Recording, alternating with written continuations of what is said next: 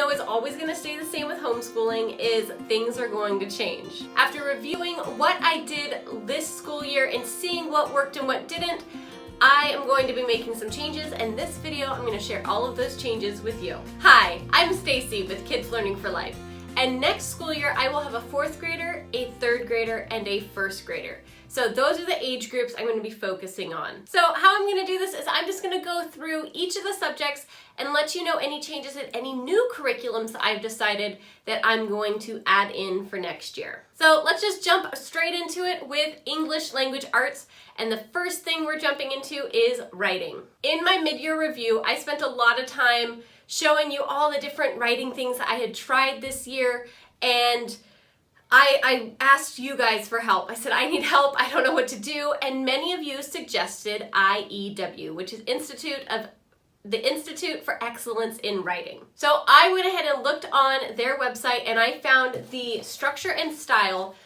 level, Year 1, Level A. And so this is what I've decided to use. I mainly was drawn to this. This is for grades, they say it's for grades 3 through 5. So I did go on after several of you recommended it, and I got the free 1-week trial. And we tried it out, and it was interesting because they do all come on videos. So when you get the pack, you can get it digitally or just with DVDs. So each lesson, each week is a bunch of different videos. So that was really interesting to me to allow my kiddos.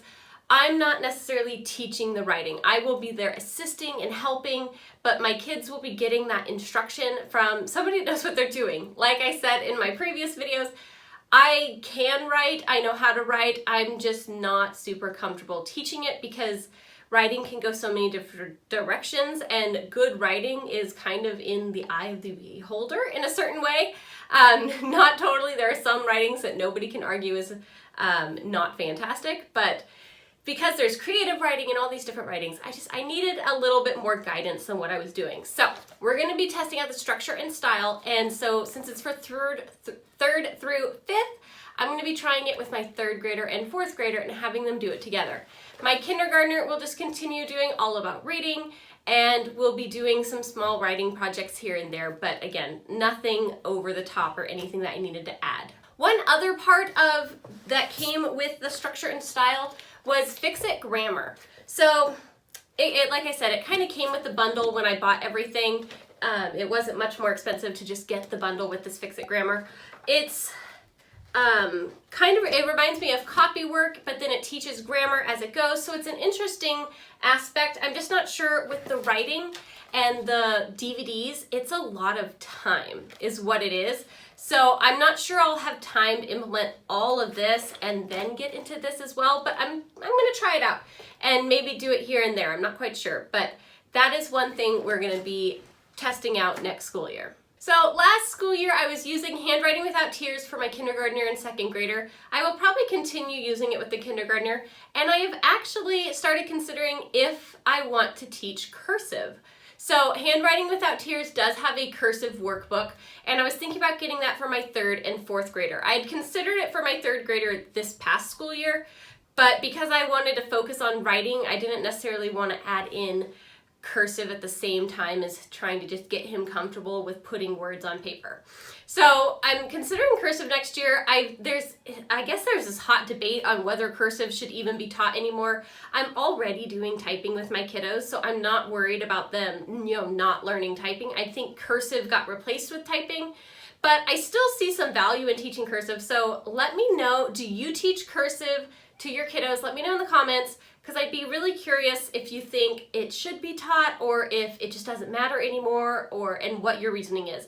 Because I'm pretty sure I'm going to be having them do some cursive with Handwriting Without Tears, but I'd love to know your thoughts. Jumping on into math, math is going to stay exactly the same. I'm just going to have all my kiddos, we're using primary mathematics, and it has worked wonders since the very, very beginning, and all my kiddos are just going to jump into the next school year, so I'm going to order that, and we're going to be set for math. Moving on to history, we're going to continue on with History Quest. We did not get as far through this as I had hoped, so we're just going to continue with early times next year. One thing I'm considering, again, it's like a read aloud, and then there are activities that you can do in the study guide, but you don't have to do the study guide, you could just do the read aloud. So I'm very tempted to just start continuing with the read aloud and not worrying so much about all the extra activities, and because my kiddos really enjoy the read alouds. It was a little difficult last year, or this past year, to do the read alouds.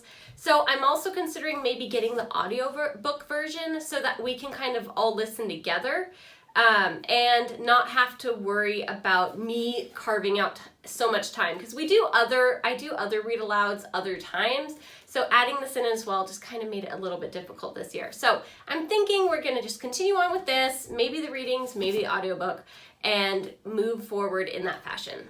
Another topic I want to incorporate more in next year is the Tuttle Twins books. Like I said in my last video, my kiddos started kind of reading these on their own, and so I didn't really get to doing the read alouds like I had hoped. I did see some audiobooks that I'm thinking about incorporating, maybe even as soon as this summer if I can get my hands on the audiobook, and just doing it as like a fun summer activity. But I haven't quite decided yet. So it'll either be in the summer, or we will do the audiobooks, or maybe I'll just finally find some time to do the read alouds. They're not super long. We could probably get through it in a couple, how long would this take? I don't know, maybe an hour or two in read aloud time. Probably not even that long, because there are a lot of pictures in here. So if I could just find some extra time to really do these on my own, or just do the audiobook version. All right, now we're moving into science, and this is where I feel like I'm doing the biggest change. I have been trying to figure out how my kids learn best and how to incorporate all of the different subjects and make it fun and not feel like a chore. So science this past year was starting to feel like a chore. Mostly because I'm not super into astronomy. We picked this, my kids, I had a couple different options, and they were really just like, oh, we want to learn about the planets. And they enjoyed it when we got it out and did it, but other than that, like, they weren't asking me for it or when do we get to do the next science lesson. So I'm finding that I'm leaning a lot more towards a student interest-led science, because we already get so much science in our day just from, working with the animals on the farm, doing gardening, watching YouTube videos. That is my number one place where we get a lot of science. Some of my favorite YouTube channels are like Mark Rober. We will watch Homeschool Science Club. It's a really good one that has a lot of activities and experiments you can try. And SciShow Kids is a good one. We find so many science topics based on what my kids are asking me about. Sometimes they'll be reading one of the nonfiction books in our library and then ask me more questions, and we go on more searches or look on YouTube, and we do kind of science that way. So I'm trying to figure out how to kind of incorporate that into, make it even more focused to where when they ask a question, we just go all in and we explore everything about it that they could want to know. So basically, we're not going to be continuing on with the astronomy from Pandia Press next year, and probably no science curriculum. I'm thinking this will be the one spot where I'm going to have a little more fun with it and just kind of really go by what interests them and make our own curriculum. The next new addition to our homeschool next year, we kind of tested this out already this past year, but so my kiddos have been doing music. My younger two have been doing piano, and my oldest one has been doing guitar and piano. So they've been getting weekly lessons from a family member, and we ended up finding, I've had access to an app called Simply Piano. So I'll be doing a review on Simply Piano later, but basically what it is, it sort of gamifies playing the piano, because it'll listen to what you're playing and tell you if that note is correct or not. So they have songs and things that you can play, and you just follow along, and the notes start moving, and then you hit it at the right timing. So it teaches timing and quarter notes and half notes, whole notes, all that stuff, and where to put your fingers and how to do all that. So it's basically teaching them piano, and has a ton of songs that they can practice. So they really started getting into it this year, especially after I kind of made sure that they didn't move through the lesson portion too fast, because they have a lesson portion and then a music song portion. So I would have them do a few lessons and then go practice some of the songs that correlate to those lessons, and then they could go back and forth. So I had tried this previously, and they would just try to fly through the lessons and then have access to these songs that they just could not play. So slowing them down on the lessons was super helpful, And now that they've kind of got the hang of the, do a couple lessons, get 3 stars in the songs, do a couple lessons, get 3 stars, it's been working really well, and I've been noticing a huge increase. The next thing that we are going to go full in on next school year is actually what I'm most excited about, because I've always wanted my kiddos to learn a foreign language. So we are going to be doing Spanish, and we just tested out, and I will have a review coming up here very soon of Homeschool Spanish Academy. So Homeschool Spanish Academy are all online lessons with a real person. So they're live, in person, either one-on-one or two-on-one. I currently have each of my kiddos set up with their own tutor, and they go on, and Homeschool Spanish Academy has all the curriculum they are teaching. They're just 25-minute lessons and super flexible with when you can schedule them in. So I'm able to go on, and you just pick the teacher you want, and you can pick whatever times are available. You can cancel up to, I think, 24 hours beforehand and still get to save that, you can cancel the lesson and get to use that class at another time.